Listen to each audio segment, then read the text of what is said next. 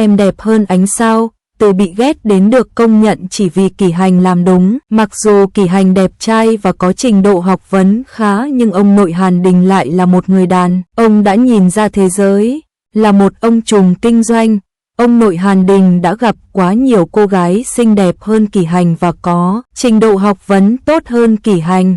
Mặc dù trí tuệ cảm xúc của Kỷ Hành khá cao khi họ gặp nhau lần đầu nhưng cuối cùng hai người vẫn không hợp nhau. Ông nội Hàn Đình lúc đầu có chút chán ghét Kỷ Hành nhưng về sau lại rất hài lòng vì Kỷ Hành làm việc này không sai. Kỷ Hành luôn mạnh mẽ và chu đáo.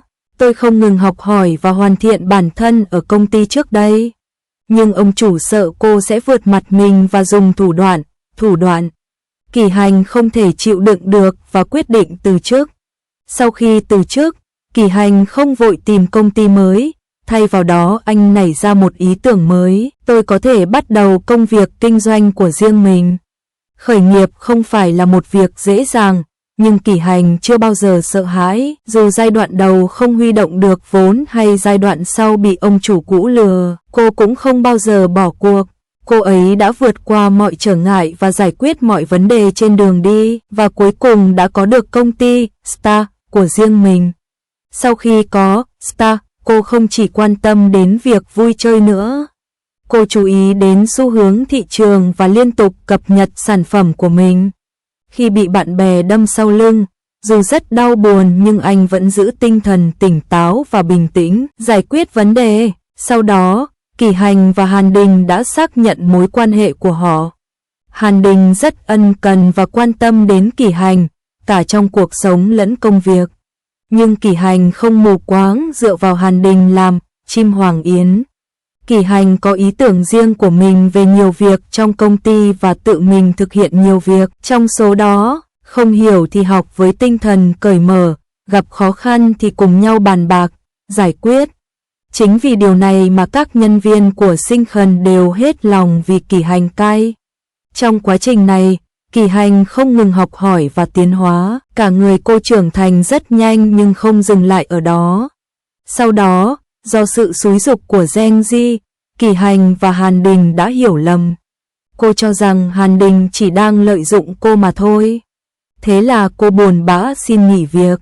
Sau khi từ chức, cô vẫn buồn bã, nghĩ đến tất cả những gì mình đã có với Hàn Đình, không hiểu tại sao hai người lại phát triển đến mức này.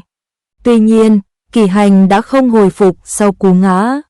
Thay vào đó, cô đi du lịch nước ngoài một mình để tìm hiểu thêm về cách chữa trị, gặp gỡ tất cả chúng sinh và gặp gỡ chính mình. Sau khi trở về Trung Quốc, tôi điều chỉnh tâm lý để tỏa sáng trong lĩnh vực mình yêu thích. Có lẽ ngay từ đầu Kỷ Hành và Hàn Đình đã có khoảng cách, nhưng lúc này, khoảng cách giữa bọn họ cơ bản đã biến mất, cô đã có vốn để đứng bên cạnh Hàn Đình. Sau đó, ông nội Hàn Đình đồng ý cuộc hôn nhân của hai người, ông cũng nhìn thấy những gì Kỷ Hành đã làm, không ngừng theo đuổi và hoàn thiện bản thân. Là một gia đình tài phiệt kinh doanh, chỉ có bạn đời xinh đẹp thôi cũng vô ích. Anh ta phải có những hiểu biết và quan điểm riêng, đồng thời cũng phải học cách trưởng thành. Như người ta thường nói, trung tâm mua sắm giống như chiến trường. Giây này bạn có thể là người chiến thắng nhưng giây tiếp theo bạn có thể không phải là người chiến thắng. Bất kể khi nào, bạn phải không bối rối, có khả năng học hỏi những điều mới và có can đảm để bắt đầu lại. Chính sau khi nhìn thấy những gì Kỷ Hành đã làm, ông nội của Hàn Đình đã quyết định rằng cô là cháu dâu của ông và đồng ý cuộc hôn nhân của họ.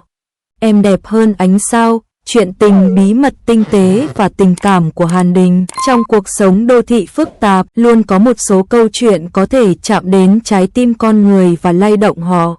Em đẹp hơn ánh sao là một bộ phim truyền hình như vậy, khắc họa hành trình cảm xúc giữa Hàn Đình và Kỷ Hành từ tình yêu thầm kín đến tình yêu bằng những nét vẽ tinh tế. Thời kỳ tươi đẹp này bị xúc động bởi câu chuyện tình yêu. Hồi hộp trong lần gặp đầu tiên, lần đầu làm quen khi còn trẻ.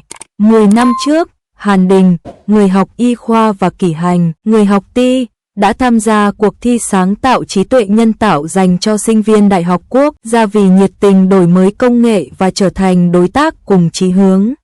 Khi đó, Hàn Đình có lẽ chưa nhận ra rằng cuộc gặp gỡ này sẽ gieo vào lòng anh một tình cảm sâu, đậm, nụ cười cảm xúc. Kỳ Hành tích cực tham gia cuộc thi, nói về các thiết kế và ý tưởng của mình, như thể toàn thân anh ấy đang tỏa sáng. Tài năng và sự nhiệt tình của cô đã thu hút sự chú ý sâu sắc của Hàn Đình, và Hàn Đình nảy sinh tình cảm sâu sắc với Kỳ Hành. Anh đánh giá cao trí thông minh, lòng tốt và lý tưởng cao cả của Kỳ Hành và muốn bày tỏ tình yêu của mình với Kỳ Hành khi đội chiến thắng. 2. Chia ly và khao khát du học. Ngay khi Hàn Đình chuẩn bị tỏ tình thì ông nội đã sắp xếp cho anh đi du học ở Đức. Sự thay đổi đột ngột này khiến Hàn Đình phải chôn sâu tình yêu của mình trong lòng, chỉ vội vàng gửi tin nhắn tỏ tình cho Kỳ Hành. Thật không may, lúc đó Kỳ Hành bị mất điện thoại và không nhận được tin nhắn này. Im lặng chờ đợi, khi ở nước ngoài, Hàn Đình tuy ở nước ngoài nhưng trong lòng vẫn luôn quan tâm đến Kỳ Hành. Anh không quên Kỳ Hành vì khoảng cách và thời gian trôi qua mà thay vào đó, tình cảm của anh dành cho cô lại được củng cố. Anh biết được hoàn cảnh hiện tại của cô bằng nhiều cách khác nhau, dù không thể liên lạc trực tiếp với cô nhưng trong trái tim anh luôn có một vị trí dành cho cô. Nguồn: Weibo chính thức của phim truyền hình Em đẹp hơn cả ánh sao. 3. Sự bất ngờ và bao dung của cuộc hội ngộ. Cuộc hội ngộ bất ngờ. 10 năm sau, Hàn Đình được ông nội triệu hồi về Trung Quốc để tiếp quản công việc kinh doanh của gia đình, tập đoàn Đông Yang. Tình cờ, anh gặp lại Kỳ Hành. Lúc này, Kỳ Hành đã vất vả nhiều năm ở nơi làm việc nhưng anh vẫn giữ được sự ngây thơ và nhiệt huyết của mình. Tuy nhiên, Kỳ Hành lúc này đã có cuộc sống và cảm xúc của riêng mình. Hỗ trợ thầm lặng, dù không thể trực tiếp bày tỏ tình cảm nhưng Hàn Đình luôn âm thầm ủng hộ Kỳ Hành sau lưng. Dù đó là khó khăn trong công việc hay thất bại trong cuộc sống, anh ấy đều cố gắng hết sức để giúp đỡ và an ủi. Tích lũy tình cảm. Trong mối quan hệ và hợp tác lâu dài, Hàn Đình và Kỳ Hành dần dần phát triển sự hiểu biết và tình cảm ngầm sâu sắc. Tuy nhiên, vì nhiều lý do khác nhau, anh chưa bao giờ có thể bày tỏ cảm xúc của mình một cách trực tiếp. Sau khi Kỳ Hành và Hy Khẩn chia tay, tình cảm của Hàn Đình dành cho Kỳ Hành cuối cùng đã đạt đến mức không thể kiểm soát được. Anh bắt đầu tìm cơ hội để bày tỏ tình cảm của mình với cô. Lời tỏ tình trìu mến. Sau thời gian dài tích lũy và chuẩn bị, Hàn Đình đã thổ lộ tình yêu thầm kín 10 năm của mình với Kỳ Hành. Lời nói của anh rất chân thành và trìu mến, khiến Kỳ Hành vô cùng cảm động. Phản ứng của Kỳ Hành.